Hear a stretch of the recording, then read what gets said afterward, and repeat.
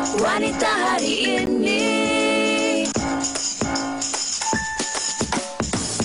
Wanita hari ini bijak mengatur, mengurus mata wantanya. Usahawati, ibu, istri, permaisuri. Wanita hari ini di zaman modern masih kekalkan adatnya. Dihormati, disayangi, disanjungi. Wanita hari ini. Hai, 8 Februari anda bersama saya Sugita dan juga Uyaina Arsyad. Dan kami akan menemani anda sepanjang 1 jam ini. Apa khabar anda semua penonton WHI? Apa yang istimewa di dapur anda? Mungkin ada yang tengah masak-masak sambil-sambil menonton kami menerusi Facebook WHI. Bolehlah anda menyapa kami di sana. Cakap pasal tengah masak, tiba-tiba teringat pula Mak Sugi punya kari. Boy. Sedapnya. Aunty, bila nak bagi saya lagi? Ingatkan awak teringat nak makan aiskrim lagi. Okey, Mak kata Sugi, apa-apa pun kami harapkan hari anda pada hari ini ceria-ceria sahaja. Walaupun sebenarnya cuaca pagi tadi di Lembah Kelang tidak begitu ceria. Mendung je sepanjang saya dalam perjalanan dari rumah nak datang ke Seri Pentas pada hari ini. Okey, dan ini untuk suka untuk saya ingatkan kembali kalau dahulu awal bulan 1 hujung bulan 12 hari itu kami ada beritahu yang mana menurut Met Malaysia, okey, hujan dijangka berterusan sehingga Mac. Dan ini menyebabkan beberapa kawasan khususnya di pantai timur tanah air mengalami banjir. Betul. Kalau kita lihat memangnya banjir melanda negeri-negeri seperti Pahang, Kedah, Johor dan Terengganu. Tapi berita baiknya Yana mengikut laporan yang dikeluarkan adalah mangsa di Pahang dan Kedah menurun, mangsa banjir, dan mangsa banjir di Johor dan Terengganu kekal. Jadi kami harapkan semuanya akan beralih pulih dan mereka bolehlah pulang ke rumah masing-masing dan tidak ada lagi mangsa banjir yang meningkat selepas ini. Doa kami untuk mereka yang terkesan dengan banjir dan tidak lupa juga untuk sahabat-sahabat kita yang berada di Turkiye dan juga Syria yang diuji dengan gempa bumi yang mana dikabarkan sehingga ke hari ini beberapa minit yang lalu jumlah mangsa kematian dianggarkan sekitar 8,000 mangsa. Sama-sama kita doakan dan sedekahkan Al-Fatihah buat mereka. Ya, betul. Dan itulah yang sering kali kami ingatkan anda dan juga diri kita di setiap kali kalau kita ada orang insan-insan tersayang, kita sering kali bertanya khabar kepada mereka. Kalau ada yang anda merindui, cepat-cepat ambil telefon anda. Kalau segan sangat nak membuat panggilan, anda hantar sahaja WhatsApp ataupun message, kan? Senang saja. Sugi okey? Saya sangat okey. Oh, okey? Saya pun okey. Okey, baik. Hari ini seperti yang telah kami war-warkan, di mana hari ini kita nak bawa satu topik yang sebenarnya boleh membuatkan ibu-ibu ni rasa nervous. Lebih lagi daripada anak mereka. Bila kita bercakap tentang topik peperiksaan ni, pastinya ibu yang akan lebih sudu dari kuah.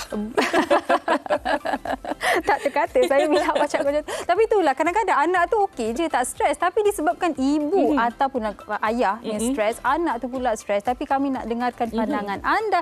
Tapi sebelum itu, apa kata kita saksikan dahulu kompilasi TikTok berkaitan dengan topik kita pada hari ini.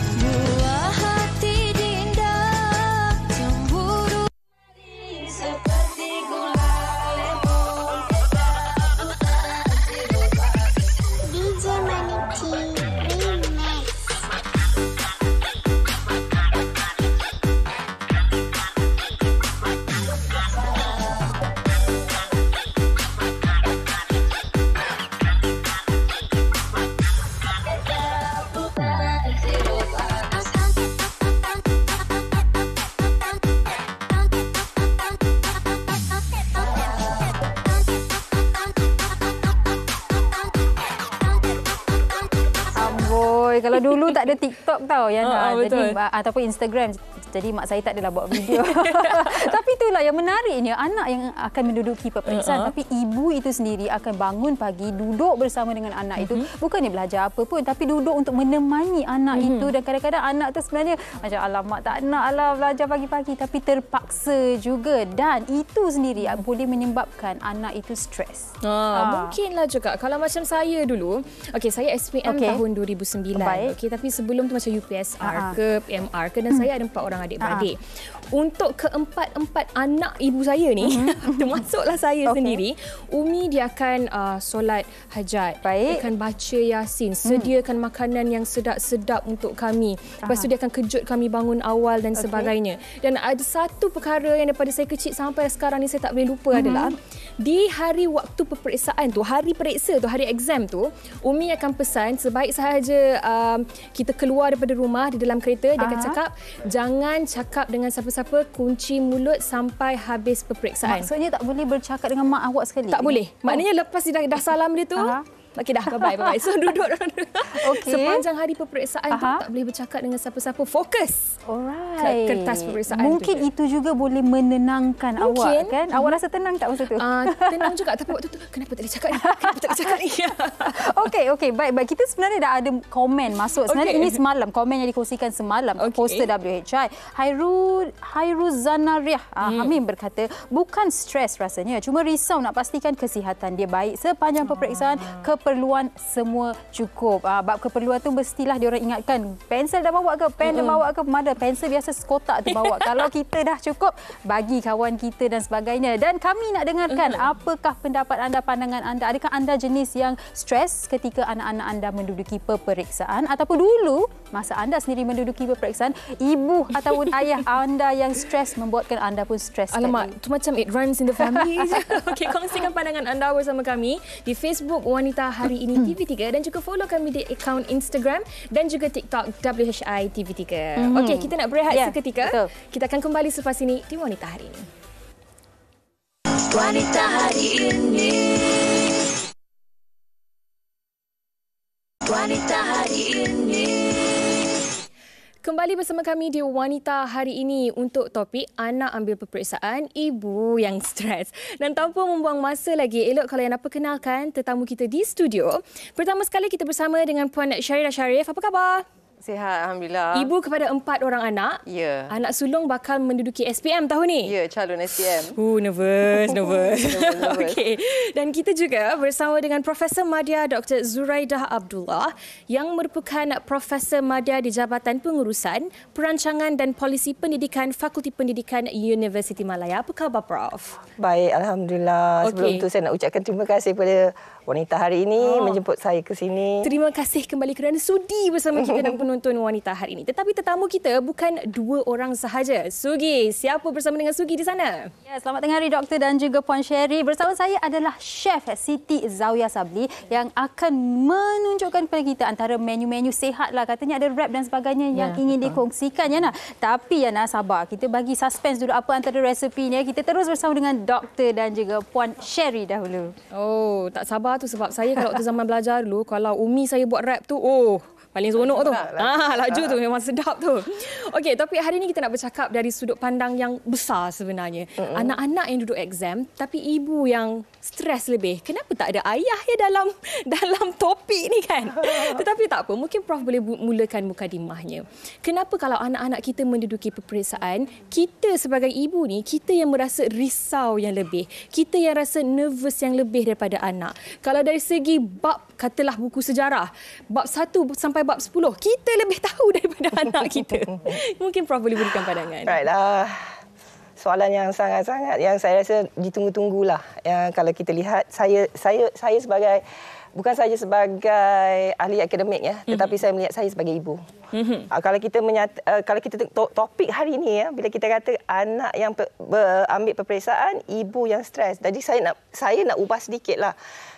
Stres ni adalah sesuatu tingkah laku yang saya anggap negatif, dan perkara ini seharusnya kita tone down sikit. Okay. Yang mana Yana, saya melihat kita sebagai ibu yang moden ataupun kita kata selepas pandemik ini kita banyak belajar dan kita dah merancang dari peringkat pelajar tersebut, anak kita itu nak masuk SPM. Mungkin Puan Sherry juga akan setuju dengan saya bahawa apabila anak kita masuk Form 4 lagi, tingkatan 4 lagi, kita dah rancang untuk mereka masuk ke SPM pada tahun berapa kan, pada umur dia selepas SPM nanti. Jadi bagi saya, sememangnya lah kalau saya jadi ibu pun pada peringkat saya ketika anak saya dah semua dah dewasa, saya boleh ingatlah bagaimana huru-haranya keadaan saya, tetapi apabila kita dah ada jadual dan kita melihat bagaimana boleh mengurangkan stres itu dengan membantu anak-anak kita. Dan ingat ya tuan-tuan dan perempuan, terutama ibu-ibu di luar sana Yana, kita ni kat rumah ya sebenarnya adalah orang yang mengawal environment rumah kita.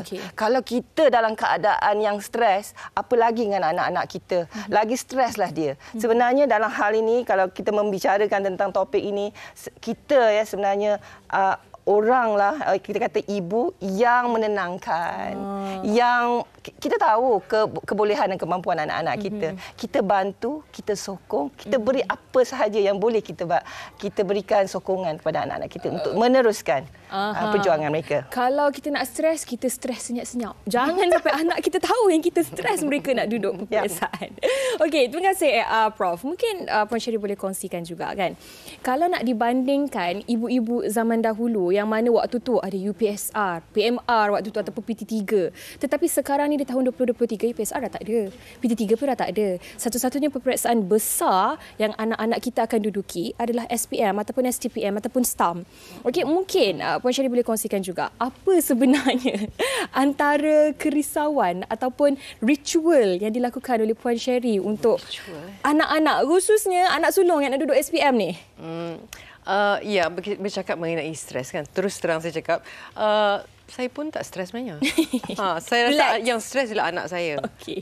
Sebab saya rasa anak saya, dia yang anak sulung saya yang menduduki SPM ni, dia pernah menduduki peperiksaan besar dulu. Ketika itu UPSR, which is 6 years ago, 6 tahun yang lepas. Mungkin memori dia terhadap peperiksaan yang besar tu dia dah tak tahu kan. Dan saya boleh klasifikasikan lebih kepada risau, bukan stres.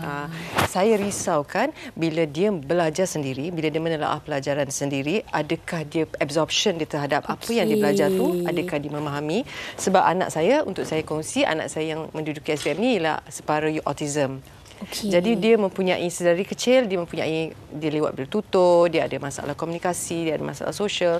Jadi saya harus sentiasa memerhatikan dia. Jadi kadang-kadang tu macam bila saya pergi masuk bilik dia pukul 12 dia dah tidur. Saya kata, "Zat, 12 awal bangun kan. Ada 17 hari lagi, jom bangun kan." I terlalu letih, I penat kan. So sebab apa saya pun sentiasa lupa. Saya rasa itu selalu berlaku pada ibu-ibu lah. Kita selalu picture ourselves pada anak kita. Kita dulu, macam saya terus terang, waktu saya SPM, saya stay up sampai pukul 3-4 pagi. Okey, kita sip sikit. Kan? Kita 3-4 pagi kan. Sebab apa? Kita ada satu understanding yang macam, kalau aku tak stay up, aku tak ready SPM ni. You know, is the hours of consumption you di atas meja menelaah buku. Tetapi saya pun kena remind diri saya sendiri, sekarang adalah generasi yang berbeza. Mereka, anak-anak generasi baru ni, mereka ada alat bantuan belajar, dia ada quizzes, dia ada YouTube, dia ada banyak benda yang boleh source of reference yang dia boleh bantu dia belajar. Macam kita tidak ada. Kita tidak ada internet ketika itu. Kita hanya buku dan kita. Dan the rest tu is kita punya fokus dan kita punya understanding. Tetapi macam saya katakan, saya lebih ke arah risau. Sherry, Yana, kalau saya boleh tambah sedikit. Bila kita katakan tadi, kita sebagai ibu, sebenarnya kita tidak stres, tapi kita sepatutnya menunjukkan diri kita hebat. Hebat kita itu, kita jadi heroin kepada anak kita. Kita kena energetic, kita kena above average, luar biasa. Kita perlu tough. Setiap kata-kata yang saya kata hebat itu yang paling penting sebenarnya. Apa yang dinyatakan oleh Puan Sherry tadi, banyak kekangan yang dia hadapi, tetapi kehebatannya itu dari segi ritual tu nanti kita sambunglah.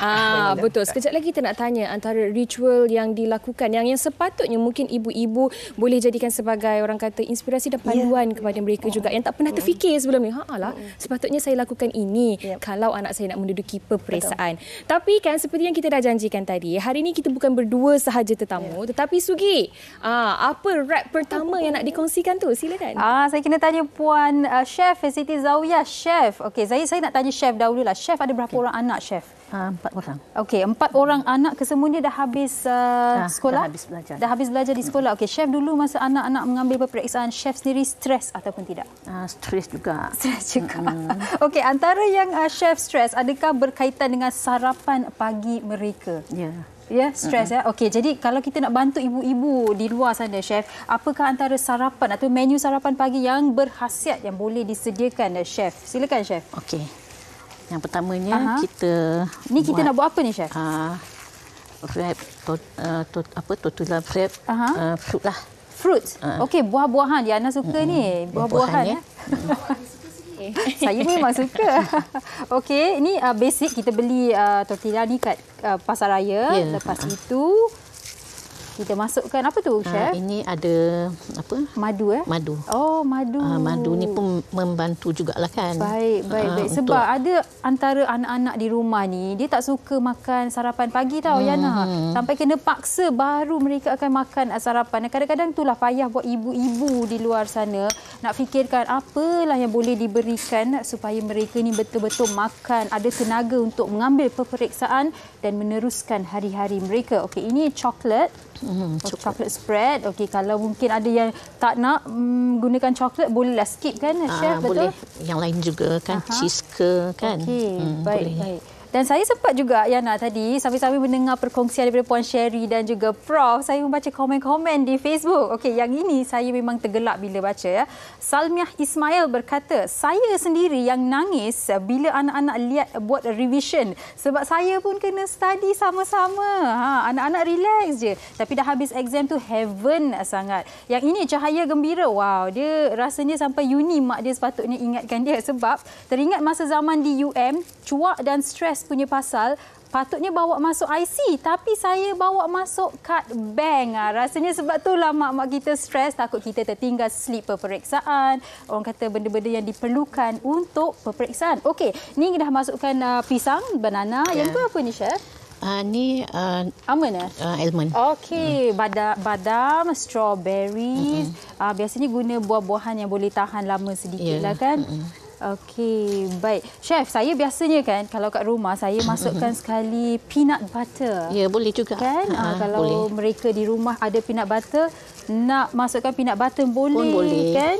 Kalau nak masukkan mungkin seeds kan, orang kata macam pumpkin seeds ke, benda yang lebih memberikan crunchy-nya kepada wrap tu. Saya suka masukkan ke kacang. Cashew nut. Betul. So dia jadi lagi crunchy lah macam Sugi cakap. Okay. Tapi cara saya wrap bukan macam cara chef wrap ni lah. Saya simple je. Lipat 2 terus makan. Okey. Dia macam-macam kan. Macam-macam chef lipat kan. Okey, kalau saya Yana dulu, saya makan, mak saya memang dah sediakan untuk kami oats, lepas tu bijirin, adalah kismis, almond dan sebagainya. Setiap hari wajib makan breakfast sebelum ke sekolah ataupun ke peperiksaan. Kalau Yana sendiri macam mana, Yana? Sama juga, saya pun Umi akan sediakan breakfast dulu. Dia macam kalau tak breakfast tu dia macam tak bersemangat dan tidak bertenaga untuk pergi ke sekolah. Sebab ialah daripada 7 pagi kan kita ke sekolah. Habis sekolah tu mungkin pukul 2 dan jadual saya dulu pula pukul 3 sampai pukul 5 petang masuk ke kelas agama, sekolah agama. Malam tu pula ada tuition.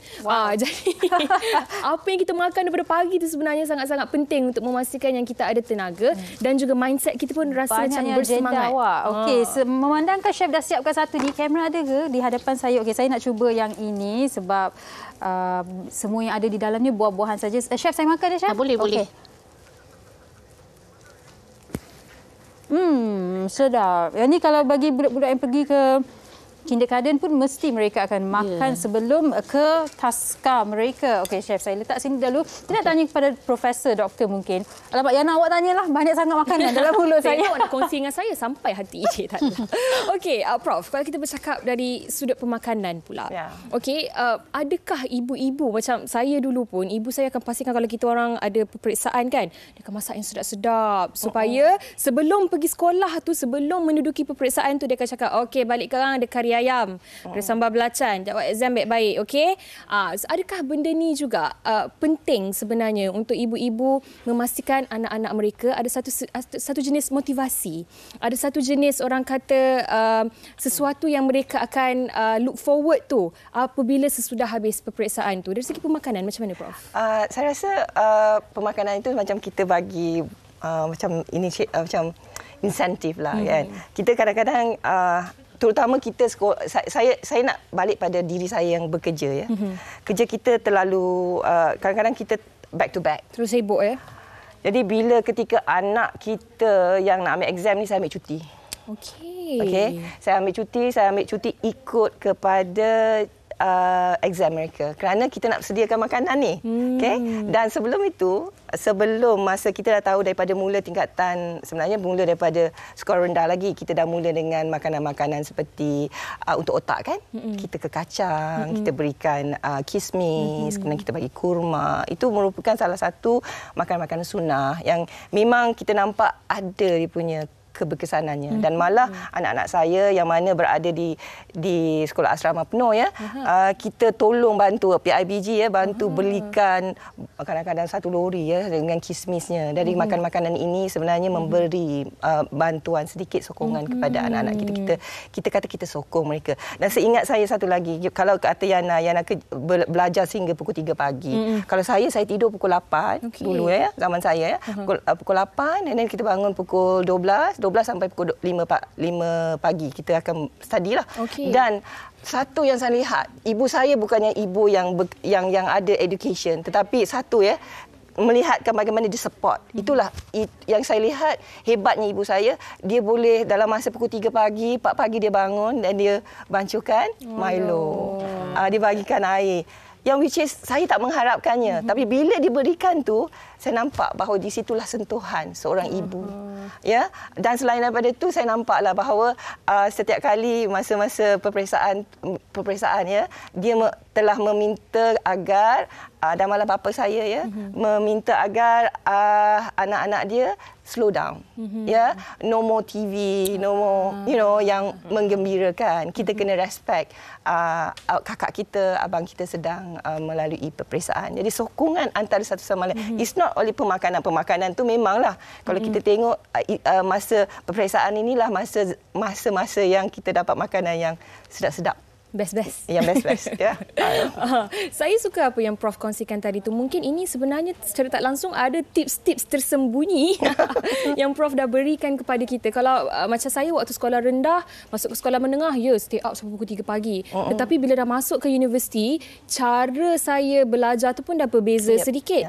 Tidur awal, bangun pagi. Saya rasa begitu sebenarnya lebih fresh. Terutamanya apabila hari peperiksaan tu sendiri. Saya akan bangun pukul 3 pagi sampai habis exam, barulah tidur kalau rasa betul-betul mengantuk. Itu kalau saya lah. Okey, banyak lagi yang kita nak tanya kepada tetamu kita. Tetapi sebelum tu, wartawan kami sempat bertanya kepada orang ramai tentang topik kita pada hari ini. Jom kita saksikan.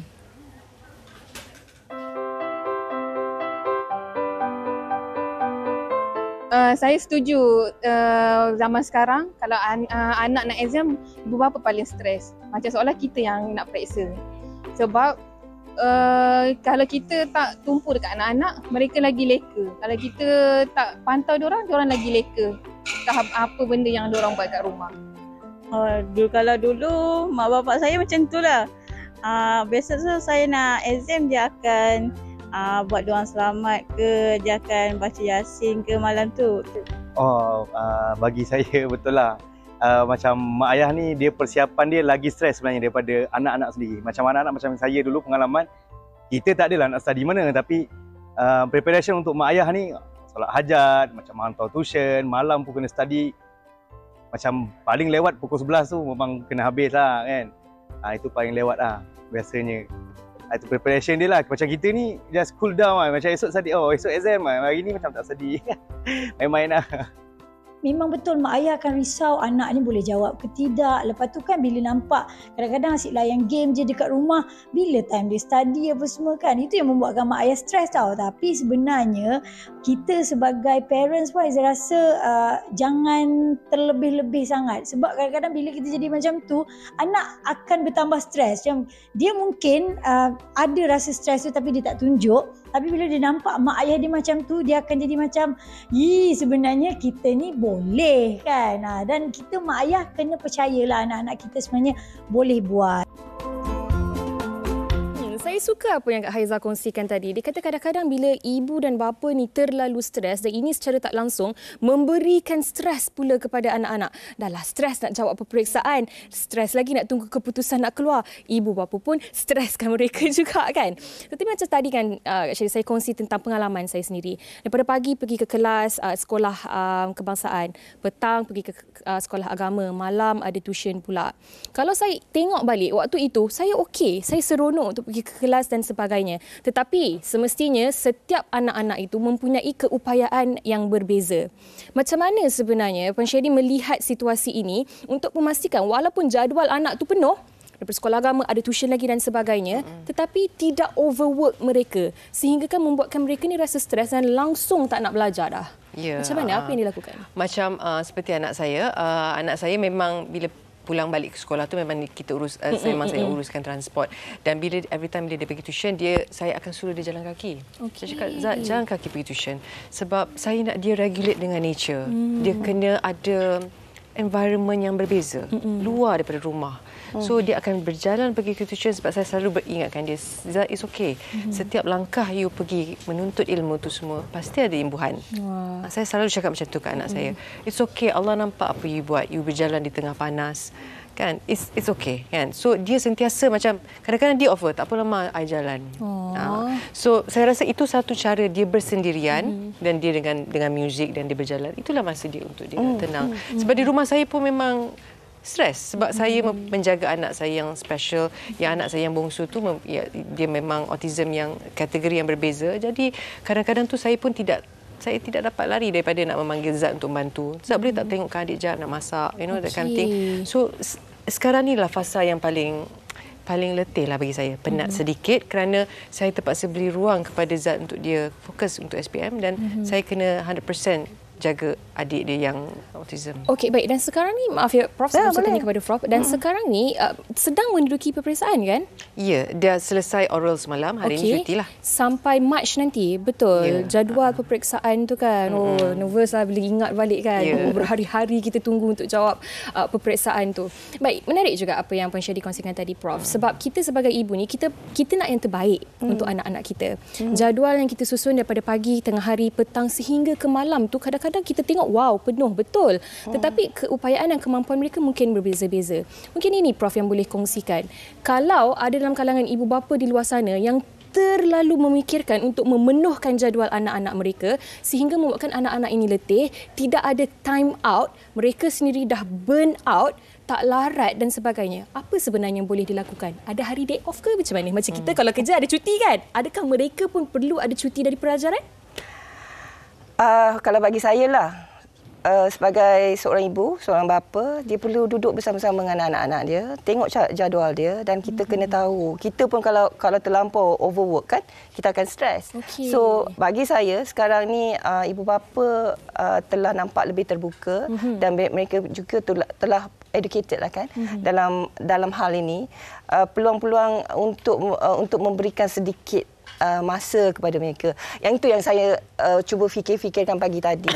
Kita tahu anak-anak kita ni dia seharusnya ada ruang dan ada privasinya. Tapi dalam masa kita bagi dia ruang dan privasi itu, itulah kita akan adakan ada satu one line ataupun satu garis halus yang seharusnya kita ketuk. Dia bagi pintu. Jadi bila kita ketuk, jangan ketuk selalu yang macam tadi kan. Kita tak boleh ketuk selalu. Kita ketuk dia menunjukkan kita ingin tahu. Kita ketuk dia, kita nak dengar apa perjalanan yang yang mereka lalui selama ini. Kerana kita nak tahu apa dan kita nak beri telinga. Kadang-kadang kita sebagai ibu ni bila dapat tahu je nak melenting kan. Beza anak saya sendiri cakap dengan saya, "Mama, bila mama jadi cikgu dulu, kenapa mama boleh ajar pelajar yang memang ada masalah, tapi bila bina buat salah satu je, you macam monster. Ya, macam inilah kan. Monster ayat diguna. Ya. Jadi kat situlah kita kata itu bezanya anak orang dengan anak kita. Kerana kita menganggap itu hak kita. Anak orang tu anak orang kan. Jadi kita rasa itu tanggungjawab kita. That's why bila saya jadi lecturer pun saya mengatakan bahawa kita mengajar anak dan kita nak bangunkan modal insan. Betul. So kalau anak kita tu definitely lah kita memang bukannya stres ya sebenarnya. Kita ada harapan, ada expectation. Betul. Tapi dalam masa nak expectation yang kita bagi yang tinggi tu, kita kena rational. Kena kenal siapa anak kita. That's why bila kata Yana katakan, kita kena beri kepercayaan pada anak kita dan bagaimana dia definitely mana yang tak nak belajar tu pun bila dekat SPM dah gegar. So kita support dia. Kita beri dia beri, bak kata orang, potensi manusia ni, anak-anak kita ni walaupun di peringkat akhir pun kita berikan sokongan. Ya, jangan lupa berdoa. Betul. Jangan lupa solat hajat. Jangan lupa bertahajud. Dan untuk pengetahuan semua, amalan saya masa zaman anak-anak saya dulu, saya ambil cuti, pergi ke tepi sekolah dia tu baca Yasin. Wow. Kerana kita mengharapkan dengan bacaan Yasin untuk anak saya tu, mereka lebih tenang. Bukan disebab stres ya. Ini kita kata dari segi kerohaniannya. Apa yang Prof kongsikan ni tadi kan, sebenarnya Prof dan Umi saya boleh geng. Sebab Umi saya pun macam tu. Dia rasa kalau dia tak baca Yasin, untuk setiap anak dia yang nak menduduki peperiksaan ni, dia rasa macam tak complete, tak sempurna amalan yang sepatutnya dilakukan. Okey, saya nak tanya, anak-anak Puan Sherry suka minum smoothies tak? Tak berapalah, mereka tak suka sangat sugar. Okey, sebenarnya ada juga smoothies yang kita boleh lakukan tanpa sugar, tanpa gula. Ini mungkin Sugi dan juga Chef nak kongsikan menu smoothies pula. Silakan Sugi. Ya, betul lah Yana. Umi awak, Prof dan juga Puan Yana boleh geng bersama-sama. Sebab kata Puan Yana Rina, anaknya duduk asrama. Tapi dia yang ambil cuti, duduk di rumah, berdoa untuk anaknya. Tapi bila dah berhubung, dah call anaknya relax je. Jadi tiga-tiga boleh geng dan pastinya ada ramai lagi ibu yang boleh bersama dengan anda. Okey, baik dah. Riana katakan ada smoothie. Kita nak tanya Chef. Hari ini nak buat smoothie apa? Sebab depan saya ada mangga. Okey, smoothie mango. Mango. Apa lagi yang kita nak masukkan ni, Chef? Kita ada susu segar. Okey. Susu pekat. Dengan air batu je. Itu sajalah. Okey, baik. Jadi kalau sesiapa yang tak nak susu pekat, bolehlah kita keluarkannya. Tapi ini resepi Chef. Ya, Chef. Okey, silakan Chef tunjukkan. Kita nak masukkan, kita dah masukkan mangga sebenarnya. Sebiji ke 2 biji tu tadi? 2 biji. 2 biji mangga. Ini susu segar. Susu segar. Orang kata full cream lah biasa kan. Okey, agak-agak. Susu ni cuma nak manis sikit saja kan. Okey. Tapi kalau tak nak pun tak apalah kan Chef? Kalau tak nak pun tak apa. Okey. Kan? Baik. Dan seterusnya ada buah lain ke Chef kita nak masukkan ke? Yang ini mangga sahaja. Cuma kita nak apakan coklat je sikit nanti. Coklat. Wow. Okey. Kalau mereka yang ada coklat sirup kat rumah pun bolehlah letak kat atasnya kan selepas dah di blend. Okey, kita nak blend smoothie ini. Kita nak masuk apa? Air batu. Okey, dah nama smoothie kan? Alright. Kalau Chef biasanya selain daripada smoothie mangga ni, apa antara smoothie lain yang biasa Chef siapkan? Buah kiwi, buah naga. Kiwi Kan? Semua boleh buat. Buah naga, dragon fruit tu paling senang kan? Ya, Chef? pisang ke kan? Okey. Right. Kalau yang ni pun nak masukkan buah-buahan lain boleh lah kan? Boleh.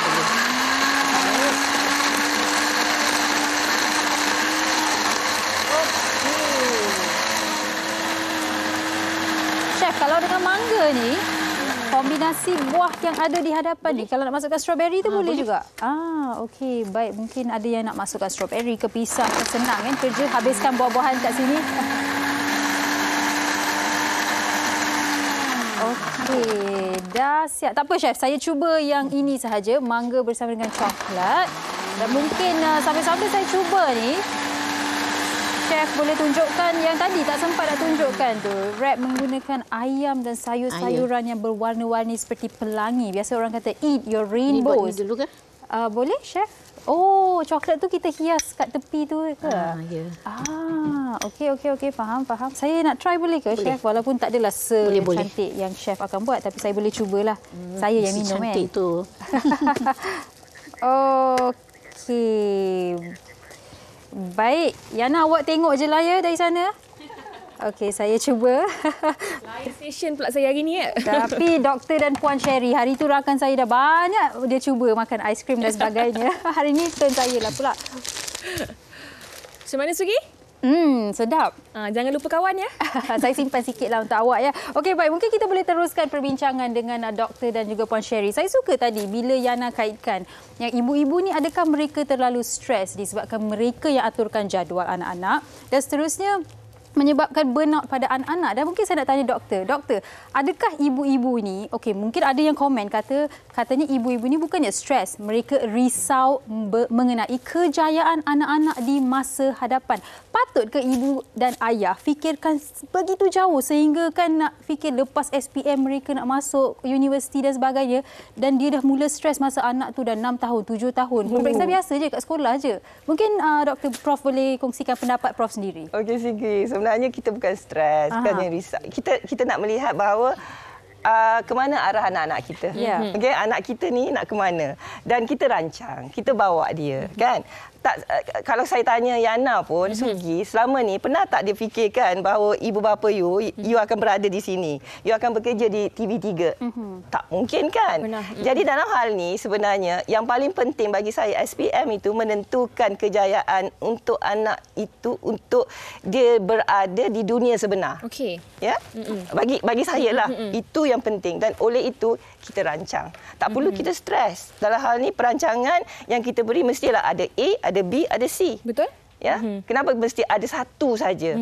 Jadi dan kita juga ada, bagi saya, community main peranan penting. Kita bersama-sama yang lain. Ibu-ibu kan, selain daripada kita neighborhood kan, kita kena bersama-sama bincang and sharing. Bila saya dah perkenalan ni, kita mungkin akan ada tips-tips yang boleh kita bantu antara satu sama lain. Itu yang saya rasa dalam hal ni untuk dunia sekarang, bagi saya, kita tidak semestinya bila anak kita tak jadi doktor, dia tak berjaya. Hari ini tak semestinya mereka yang berada pada tempat tertentu yang kita inginkan itu, kita anggap itu satu kejayaan. Betul. Maksudnya sekarang ni semua kerjaya hari ini memberikan kesan yang impact yang positif kepada negara, kepada keluarga, malah diri dia sendiri.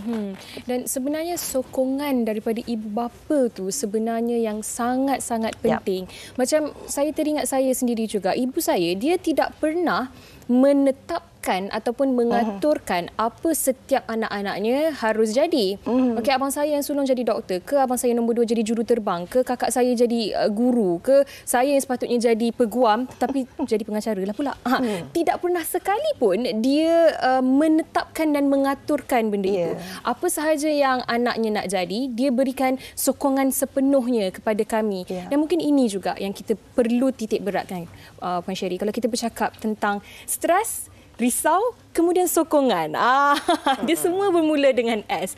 Tetapi saya kira yang hujung sekali itu, sokongan. Itu sebenarnya yang paling penting. Kita perlu memahamkan anak kita yang sebenarnya ibu ni ada. Ibu buat begini-begini kerana ibu nak beri sokongan kepada kamu. Ibu nak kamu faham yang apa sahaja ibu lakukan adalah untuk kamu. Mungkin Puan Sherry boleh kongsikan. Ya, saya rasa sebenarnya support system tu harus bermula di rumah. Bukan saja keluarga ibu, bapa, adik-beradik, tetapi dan juga big family. Saya rasa big family.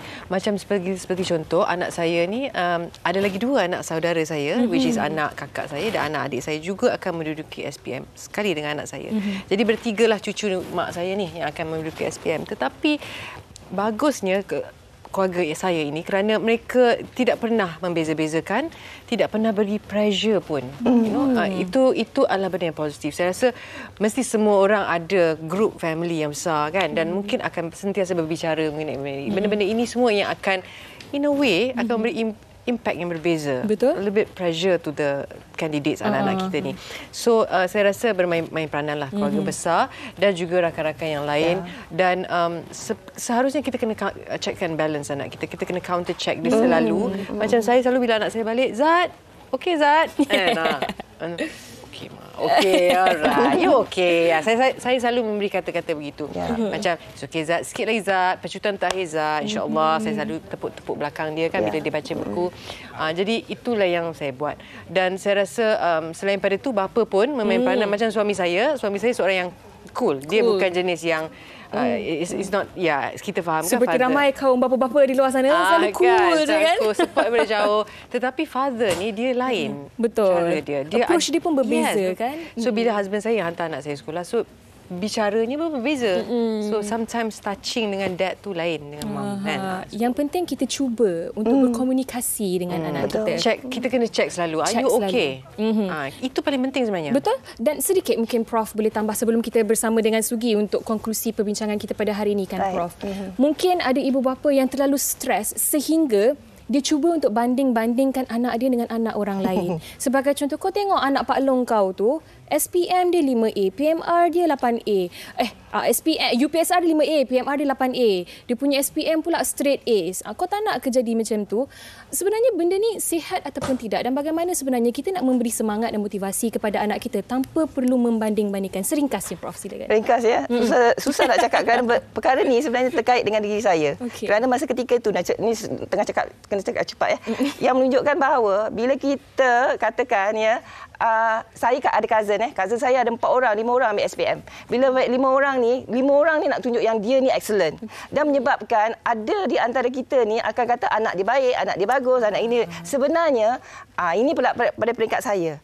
A itu belum tentu lagi menunjukkan you berjaya dalam kehidupan sebenar di luar sana. You dapat 13A, you dapat 21A. Sebenarnya bagaimana you sustain, bagaimana you boleh menghadap suasana sebenar bekerja dan bagaimana you boleh berkomunikasi dan memimpin diri sendiri bagi membangunkan diri kita untuk bekerja di luar sana. Bagi saya, bila you sebut A tadi, saya sakit telinga lah. Kerana saya memang kalau boleh, untuk A ni kita kena silentkan. Kerana A bukan bermaksud mereka ini tidak berpotensi. Ya, kita melihat anak-anak kita sama ada dia A ataupun dia F sekalipun, peluang masih ada. There's a second chance. That's why kita ada diploma, kita ada KV, College Vocational. Kita ada, not only kita kata nak go for university. So Yana, dalam hal ni, ingat ibu-ibu di luar sana dan bapa-bapa di luar sana, selagi kita ada di sini, walaupun 12 hari lagi kita nak ke SPM, kita usaha, kita bantu, kita sokong. Kalau mereka tak boleh bagi kita straight A, 5A pun kita boleh applause ataupun kita tepuk bahu mereka. Itu pencapaian untuk mereka berikan hadiah kepada kita. Wow. Saya kira itu saya rasa konklusi yang cukup baik untuk perbincangan kita berkaitan dengan ibu yang stres apabila anak-anak nak menduduki peperiksaan ni kan. Okey, terima kasih kepada Puan Syarida dan juga kepada Prof Madya Dr. Zuraidah atas perkongsian pada hari ini. Sedikit daripada Sugi dan juga Chef di sana, silakan. Saya setuju sangat dengan apa yang Prof katakan tadi, sebab kalau anak kita asyik duk belajar akademik pun, kalau tak ada social skills, tak ada kemahiran-kemahiran yang lain, susah juga untuk mereka di dunia luar sana. Setuju tak Chef? Betul. Okey, jadi mungkin Chef boleh kongsikan sedikit tips lah buat mereka di luar sana, ibu-ibu khususnya yang mungkin tu anak-anak yang nak mengambil SPM ataupun yang ke sekolah nak siapkan sarapan ni, perlu tak mereka stres? Kalau tak perlu, bagaimana untuk mereka siapkan diri mereka, Chef? Okey. Kalau bab menu untuk anak-anak ni tak payah stres lah sebenarnya. Okey, jangan stres. Menu kita simple. Untuk anak-anak suka dia yang simple. Dia suka kan. Dia tak suka yang berat sangat kan. Betul. Contoh macam tortilla wrap ni. Okey. Yang ni yang tadi tak sempat nak tunjukkan tadi, jadi kita angkat sikit tunjuk kepada penonton. Ini yang paling simple. Bawahnya ada ayam, atasnya sayur-sayuran yang mungkin anda dah boleh potong siap dalam peti sejuk. Bila nak sediakan, keluarkan, sediakan. Senang. Yang ini mudah sahaja. Budak-budak pun suka kan. Betul. Makanan macam ni. Baik. 2 in 1 lah. Kalau nak siapkan untuk anak-anak, boleh siapkan sekali untuk suami yang akan bekerja juga. Jadi pastikan anda siapkan apa yang perlu anda siapkan untuk anak-anak anda yang berkhasiat, yang penuh penuh dengan nutrien yang boleh anda sekali makan bersama dengan keluarga anda. Okey, baik. Terima kasih banyak-banyak Chef. Dan mungkin saya nak mengakhiri segmen ni dengan komen daripada Ella. Katanya dia jenis yang bertenang sebab kalau stres pun kena hadapi, jadi dia memilih untuk hadapi dengan tenang dan kami harap anda pun memilih untuk menghadapi hari-hari anda dengan tenang. Kita berhenti berehat seketika, kembali selepas ini di WHI. Wanita hari ini. Wanita hari ini.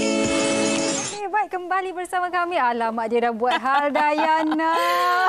Sugi, hari ini kita dah minta dah jadi host untuk menggantikan Fahrin Ahmad. Satu-satunya host lelaki di Wanita hari ini. Saya rasa tak apa, kita kekalkan Fahrin Ahmad sajalah. Sebab yang bersama kita hari ini, dia baca buku yang tak wujud. Saya tak tahu macam mana dia baca. Tapi dahsyat buku ni. Dia bercerita tentang how to manage your life in future. Oh ya?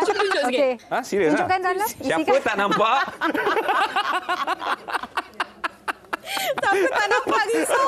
Risau. Kita bersama AG kesenian ke hari ini? Hari ini saya seorang, dua sahabat saya, dia pergi ke dua tempat yang berbeza tapi dalam satu perkataan yang sama. Iaitu? Seorang pergi umrah, seorang dekat rumah. Pandai dia buat. Sama. Susun-susun. Sama. Dapat yang sama juga. So, saya lah kat sini sebab rumah paling dekat, jadi aku jadi mangsa lah. Okey, tapi hari ni kabarnya nak bercerita tentang kempen selebriti. Okey, Hot Celebrity. Hot Hot Celebrity ni dia ada dekat Backpast Hot saja. Backpast Hot ni ada dari jam 6 pagi sampai 10 pagi. Okey. So ada 3 suara selebriti yang akan bercakap Backpast Hot. Contoh Uyaina cakap hot, back. Sugi cakap pers, AG cakap hot. So dia orang akan call. Okey, caller pertama Backpast Hot, Uyaina, Segi, AG. Tahniah, dah menang. Kalau menang dapat apa? Menang actually kita dah tawarkan RM10,000. Wow. Tapi sekali salah kita tolak RM100. So wang makin lama makin kurang lah. Okey, jadi itu yang dipanggil panggilan hangat tu. Hangit itu lain. Hangit. Itu lain. Panggilan hangit lain pula. Okey, jadi kongsikan pula apakah macam itu cerita ni. panggilan Dah ada hangit. 10 minit je ni. Okey. Panggilan hangit ni dulu panggilan hangit sejak I think around 17 years ago. Panggilan hangit ni adalah satu benchmark untuk Hot FM. Betul. So memandangkan ramai yang merindui panggilan hangit, insya-Allah kita akan wujudkan balik. Tapi panggilan hangit kita ni panggilan hangit yang mesra muslimah lah. Tolong huraikan. Sebab zaman sekarang ni kan zaman viral. So zaman-zaman orang netizen banyak memberikan komen-komen yang memberikan banyak impact. So kita akan ambil poin-poin tersebut. Panggilan hangit kita ni lebih kepada kemesraan antara radio dan juga pendengar tu sendiri. Okey, macam saya cakap tadi kan, panggilan hangit ni menjadi trademark kan. Itu ke yang berbezanya panggilan hangit sekarang dengan yang dah buat selama ni? So setiap tahun tu pasti ada perubahan, pasti ada inovasinya, termasuklah panggilan hangit tu sendiri kan. So Beji percaya untuk panggilan hangit kali ini korang kena daftar macam biasa dekat hotfm.audio. Lepas tu kita akan pilih seorang setiap minggu, 1 minggu sekali je. Itu special dia. Dan kemungkinan besar orang yang menghantar penyertaan tu akan datang sendiri kat studio. Dia yang akan call siapa yang nak dia hangitkan. Saya nak hangitkan Sugi boleh? Boleh, datang studio. Kita Awak nak cuba sekarang? Apa dia? Tak apa. Kalau cuba sekarang lama sangat. Okey, ini saya nak tanya. Saya tahu KWSP, tapi HWSP ni apa yang saya tengok poster kat lift TV3 ni dia pun punya ada. konsep ala-ala KWSP. Okey. Sebab zaman sekarang ni kan memang ramai yang nak memerlukan. Kita faham, kita sedia maklum keadaan sekarang ni. So ramai yang memerlukan wang. Tak kiralah siapa keturunan BPTWX apa benda sekalipun, dia memerlukan wang.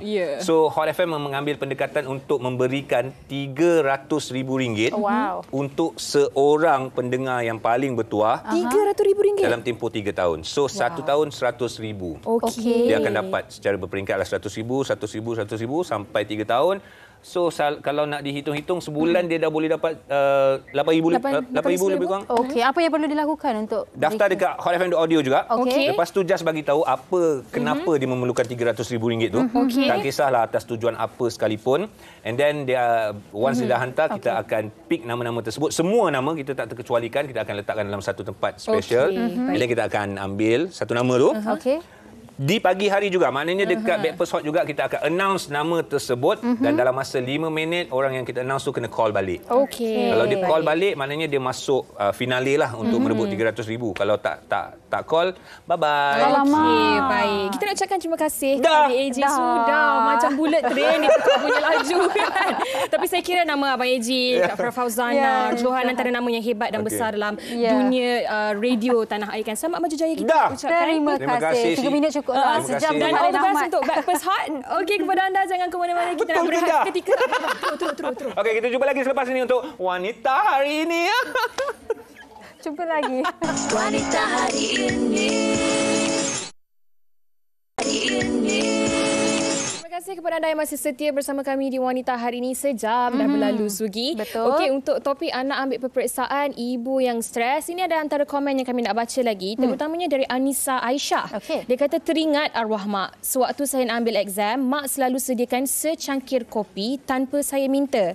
Setiap kali balik study week, mak masakkan makanan sedap-sedap. Dan bila mana saya tengah menduduki exam, mak buat solat hajat dan berdoa. Kerana usaha dan doa mak, alhamdulillah saya cemerlang dalam setiap kali ujian dari sekolah hinggalah universiti. Terima kasih mak. Kini apa yang arwah mak buat dulu dekat saya praktis kepada anak-anak. Sweetnya. Dan saya pasti ramai ibu-ibu dan ayah di luar sana yang mendoakan anak-anak mereka. Yang terbaik buat anak-anak mereka. Yang ini sweet, Yana. Min Sekar katanya, salam, saya mama dari anak pertama yang ambil SPM.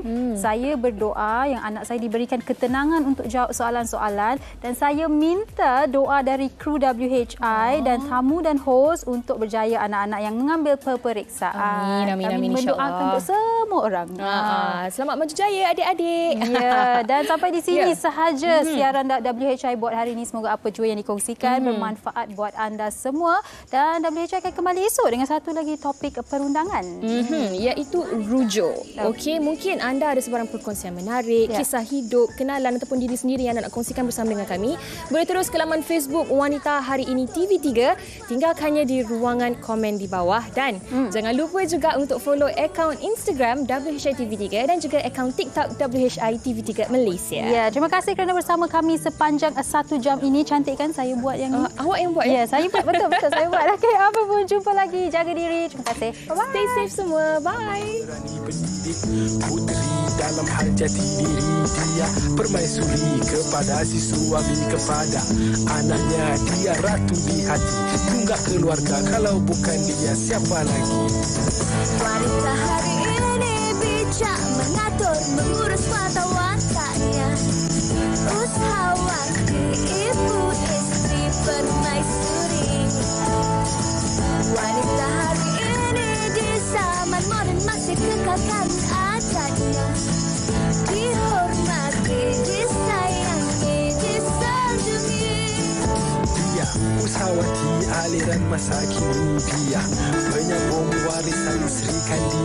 Dia lemah lembut, baik budi pekerti, tapi cekal hati.